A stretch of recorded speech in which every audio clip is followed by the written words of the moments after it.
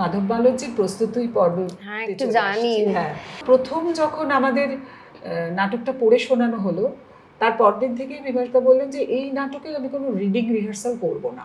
বলছে নাটকটা পুরো নাটকটাই একটা ভিজুয়ালের নাটক, এই নাটকের দৃশ্য হচ্ছে নায়ক, কাজেই আমাকে দৃশ্য তৈরি করতে হবে। উনি না ছোটো ছোটো সিকোয়েন্স বলে দিতেন। ধরো প্রথমে একটা দৃশ্য আছে যে রাজামশাই মারা গেল, মৃতদেহ নিয়ে যাওয়ার দৃশ্য, সেটা কিভাবে হবে। তারপর উনি কতগুলো লিখে রাখতেন যে দেখো একটা কুয়ো থেকে জল তুলছে, গ্রামে মেয়েরা আসছে যাচ্ছে চলে যাচ্ছে, এই দৃশ্যটা তৈরি করো। এবং আমরা ওই সারাদিন রিহার্সাল করে হয়তো একটা 1 মিনিটের ফিনিশড পারফরমেন্স দেখাতাম। এবং সেটা এমনও হয়েছে দেখানোর পর বলছে না এটা ভালো হচ্ছে না, এটা বাদ, পরের দিন আবার নতুন করে অন্য সিকোয়েন্স, তাহলে ওটা বাদ দিয়ে, ওটা হবে না, ওটা আমি অন্য কিছু ভাবছি, এবার অন্য একটা সিকোয়েন্স কর।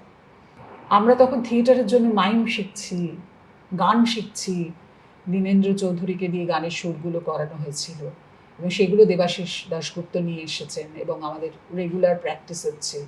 কি বলবো, আমি বলে বোঝাতে পারবো না যে ওই যে ওয়ার্কশপ এখন নানান রকম, ওইটাই আমাদের প্রথম এবং শেষ ওয়ার্কশপ আর কি জীবনে।